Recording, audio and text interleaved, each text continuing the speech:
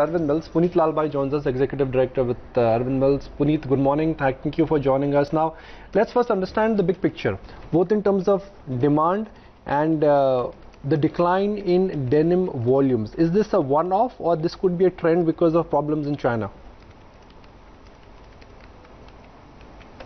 Good morning. It's a pleasure to be here. Yes, it's been a mixed quarter for us. Primarily, as you say, driven by lower volumes on the denim side. But the good news is that it's a one-off. A couple of very large customers of ours were correcting inventory. And as we speak in Q4, the volumes are coming back to normal levels. So this was definitely a one-off. On the positive side, we've also had a very, very good quarter as preceding quarters also on the advanced material side, where we've seen a big jump, 30% growth on top line, and also reached double-digit EBITDAs. So what you're telling us is that this is a one-time denim drop and it will be back to square one. So let's talk about it. What we're discussing today are your numbers for the quarter gone by. The first month is already over. Is the month of Jan, which is already over, is that better than what you've experienced both in terms of demand and offtake? Yes, definitely better than quarter three of the one gone by. Quarter four will be back to regular service. Okay, you know, the denim segment has been under pressure and continues to be under pressure due to oversupply in the industry. Give us your sense on how you're going to be tackling that in terms of de-risking your business model, as also, you know, what you're going to be doing to enhance your profitability from here. So several things. There is definitely overcapacity in the domestic market. However, we've been largely unaffected by it because we operate in segments that not all competition can operate in. So the high-end brands-driven business as well as exports. And we should be seeing significant improvement in export numbers, especially since our currency hedges are improving and we get a better rupee dollar for exports going forward. We should see much healthier margin expansion going forward. Right. Also wanted to understand, you know, the fact that you have seen an increase in your realizations of denim and woven despite the kind of volume hit that you've undertaken this quarter. Will realization improvement actually continue given that costs are going up faster than realizations? So I think a lot of work has to happen on cost efficiency and is happening as we speak. So that will be a constant push from our end. We are also working very hard on diversifying the product mix. We are launching, and we've just launched, in fact, an entire denim knits range, which should take a significant amount of our product mix into the athleisure part of the segment. So we should see all the benefits of this work that we are putting in the quarters to come. So it's a constant process of cost efficiency and product differentiation for which we've been known. Then overcapacity, can you walk us through that to what your understanding of the overcapacity is? You're a large player.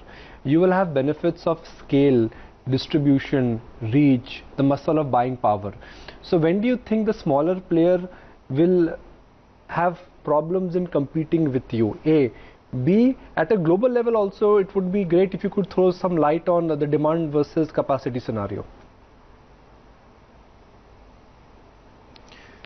So in the domestic market, let me tackle that first. There are a lot of players that operate in the low-end trade segment, and that segment is seeing significant value erosion currently. So one would expect that that several of the weaker players will experience extremely difficult times going forward. And that situation is unlikely to improve anytime soon. The larger, more organized players that are also operating in the compliant domain, in the long term should see an advantage. So there is still some way to go though before things reach equilibrium in the domestic market. So for denim in the domestic market, we see challenging times ahead.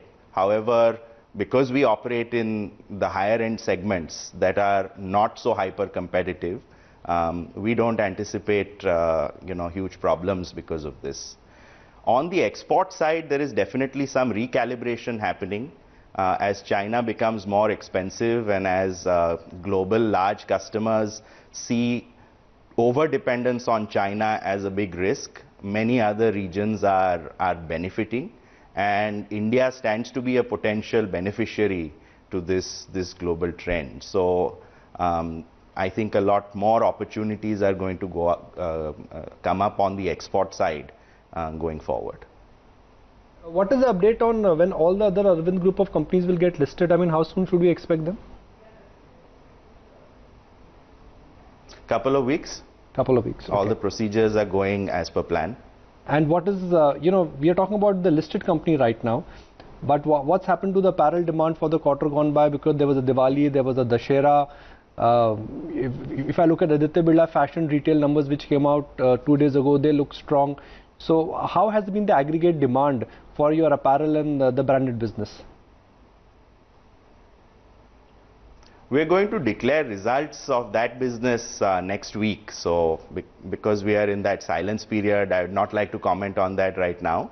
But next week we will have all the numbers available. Just to wrap it up with one final question, it could be, it started as an experiment, but now has becoming a business vertical for you.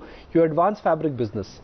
What is the turnover of that business? What is the scalability of that business? When I read some articles, and my understanding of that business is that it's a very niche segment, but it is a segment where if you're able to scale up 1 or 2 IPs, it could really be a jackpot moment. Yes, we are very bullish about this business. This year we should close the business above 600 crores, which is a significant growth over last year. And we will see very high double-digit growth in this business, upwards of 20% going forward. So it's extremely scalable. We have a $1 billion vision going forward in this business. And now the benefits of economies of scale have started kicking in. So our margin has moved into double digits for the first time, and it will only improve from here on out as the upfront investment in fixed costs get amortized over larger volumes, and we move into more advanced and more high-tech products. So we are very bullish about this segment. And we wish you the very best for the future. Thanks very much for joining us and giving us those details about your earnings. Thank you. It's a pleasure being here.